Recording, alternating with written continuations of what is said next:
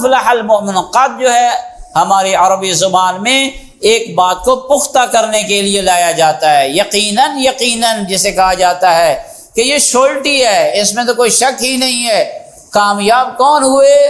مؤمنون کامیاب ہو گئے۔ اور اس کے مقابلے میں آپ کے سامنے ہے کہ اہل ایمان کے مقابل میں کون ہوتا ہے؟ جو مومن نہیں ہے۔ گویا مومن کامیاب ہو گئے اور جو مومن نہیں ہے وہ کامیاب نہیں ہوئے۔ آئیے آپ پوچھتے ہیں ائمہ ہدیٰ علیہ السلام سے کہ جہاں جہاں قرآن مجید میں مومن مومن یا ایھا الذین آمنوا آمنوا کے لفظیں آئیں ان سے کون مراد ہے؟ خود مولا متقیان امیر المؤمنین علی بن ابی طالب علیہ السلام فرماتے ہیں جہاں جہاں قرآن میں آمنو کی لفظیں آئیں یا ایھا الذین آمنو کی لفظیں آئیں یا مؤمنون کی لفظیں آئیں، اے ایمان والو اے ایمان والو، علی فرما رہے ہیں یاد رکھو ان اہل ایمان کا سید و سردار اور امیر میں علی ابن ابی طالب ہوں۔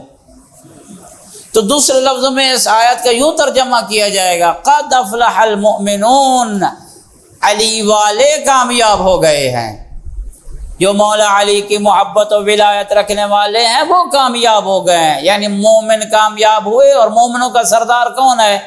مولا متقیان امیر المومنین، وہ علی والے کامیاب ہیں۔ اور علی کے علاوہ جو لوگ ہیں، اور علی والے سے کیا مراد ہے؟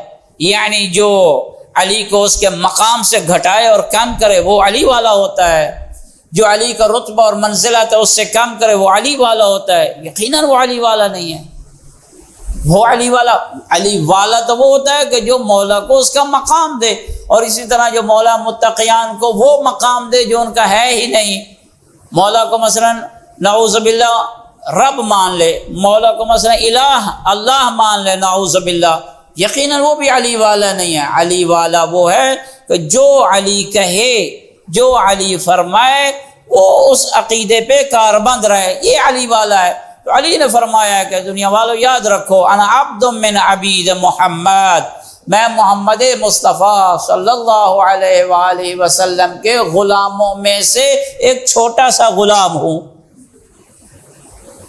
پاک پیغمبر کے غلامی میں فخر محسوس کر رہے ہیں مولا متقیان۔ ظاہر ہے پھر جب پاک پیغمبر کے بارے میں ہم تشہد میں بھی پڑھتے ہیں وَأَشْهَدُ أَنَّ مُحَمَّدًا عَبْدُهُ وَرَسُولُهُ، اور گواہی دیتا ہوں محمد کی جو اللہ کا بندہ ہے، محمد ہے اللہ کا بندہ، علی ہے محمد کے غلاموں میں سے غلام۔